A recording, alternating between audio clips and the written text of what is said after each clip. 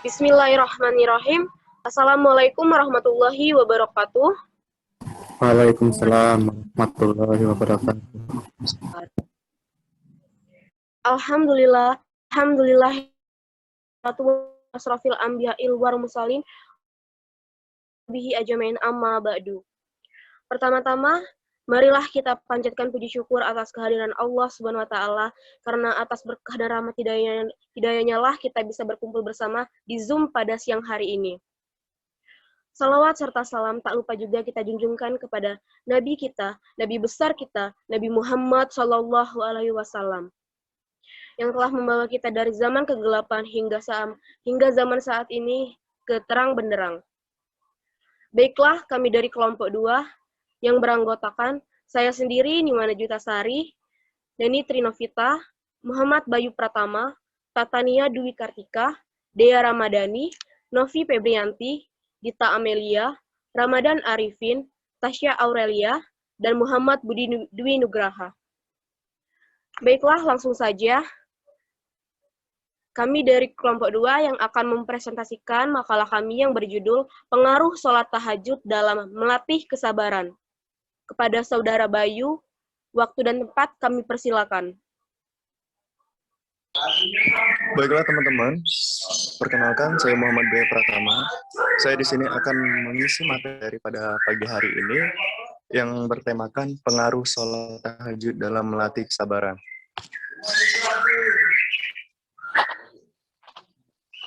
Nah, di sini terdapat nama-nama kelompok, yaitu Neni, Bayu Pratama, Tatania Dwi, Dea Ramadhani, Novi Febrianti, Dita Amelia, Ramadan Arifin, Niwanda Juwitasari, Tasya Amelia, dan Budi Nugraha. Next. Baik, di sini saya akan menjelaskan apa sih itu sholat. Terdapat nilai-nilai akhlak yang terdapat dalam sholat, diantaranya adalah sholat sebagai kontrol perbuatan manusia, dapat mencegah pelakunya dari kesombongan dan melatih kejujuran. Selain itu, sholat juga dapat melatih kesabaran dan membentuk kedisiplinan dari diri seseorang. Sholat yang dilakukan dengan tumak nina memberikan didikan terhadap muslim menjadi sabar. Karena ada jeda beberapa detik dalam sholat menggambarkan sikap sabar dalam implementasi kehidupan sehari-hari. Adanya tumak nina menjadikan sholat tenang, tidak terburu-buru, dan menunaikan secara benar-benar yang telah disyariatkan. Next. Nah, pengertian sholat ada beberapa macam. Yang pertama, al-salah. Dari segi bahasa adalah doa, dan dari segi pengertian syariat Islam ia adalah ucapan dan perbuatan tertentu yang dimulai dengan takbir dan diakhiri dengan salam. Salat juga mengandung uraian kepada Allah atas limpahan karunia-Nya, mengingat Allah dan perintah dan menjauhi larangannya, mengantarkan seseorang terdorong untuk melaksanakan perintah dan menjauhi larangannya, serta mengantarkan tabah macam tugas yang berat. Demikian membantu manusia di segala tugas dan balapetaka. Next. Sholat sebagai ibadah yang mendidik pribadi penyabar disebutkan dalam Quran Surat Al-Baqarah ayat 45 yang artinya, jadikanlah sabar dan sholat sebagai pelindungmu, dan sesungguhnya yang demikian itu sungguh berat, kecuali bagi orang-orang yang khusyuk.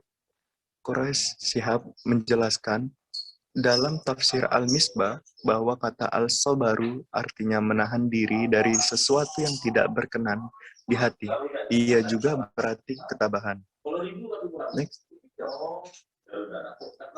Nah, ayat di atas dapat bermakna, mintalah pertolongan kepada Allah dengan jalan yang tabah dan yang sabar, menghadapi segala tantangan serta dengan melaksanakan sholat.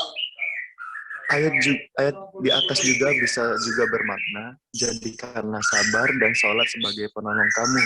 Dalam artinya, jadikanlah ketabahan menghadapi segala tantangan bersama dengan sholat, yakni doa dan permohonan kepada Allah sebagai sarana untuk meraih segala macam kebajikan.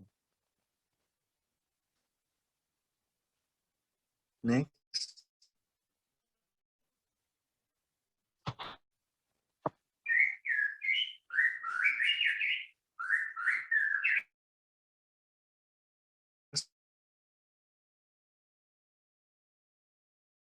Rayuan. Dan secara umum kesabaran dapat dibagi dalam dua bagian pokok.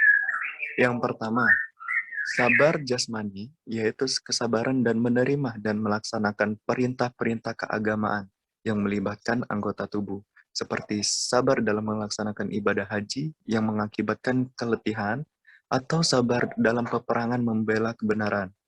Termasuk pula kategori ini sabar dalam menerima cobaan-cobaan yang menimpa jasmania seperti penyakit, penganiayaan, dan semacamnya.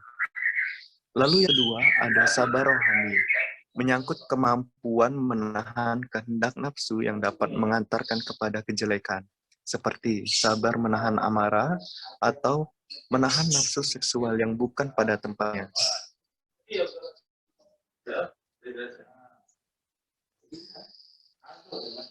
Membahas sholat tahajud, menurut Muhammad Quraish Shihab dalam tafsir Al-Misbah, kata tahajud sendiri ambil dari kata hujud yang berarti tidur. Kata tahajud dipahami oleh Al-Bikoi, tidur untuk melakukan sholat.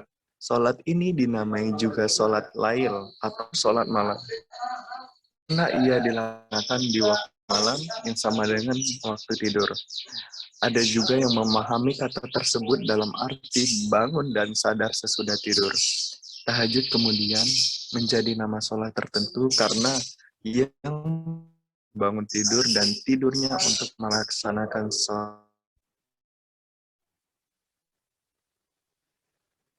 Lalu sholat tahajud merupakan sholat sunnah yang sangat dianjurkan, yaitu sholat tahajud.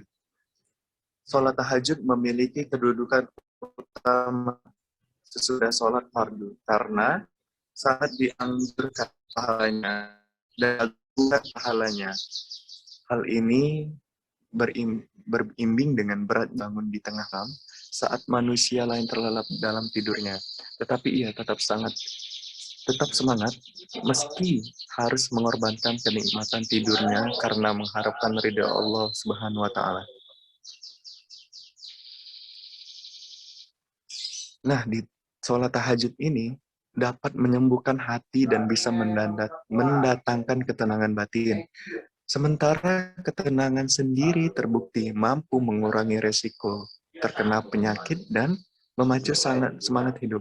Ibadah ini juga mengandung aspek meditasi dan relaksasi, hingga dapat digunakan untuk meredakan stres dan meningkatkan ketahanan tubuh secara alami.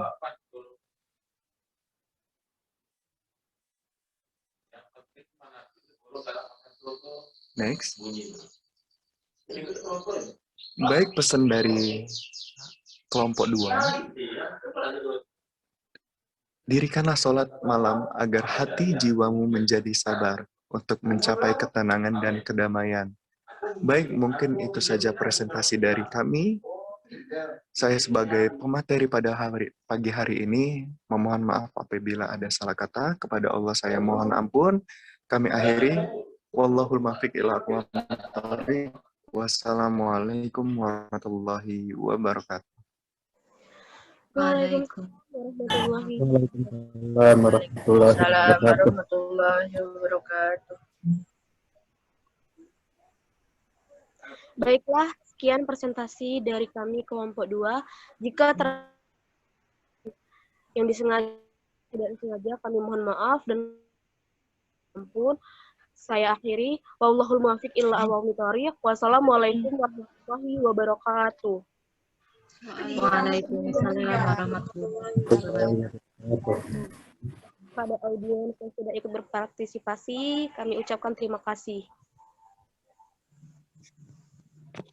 Terima kasih. Terima kasih.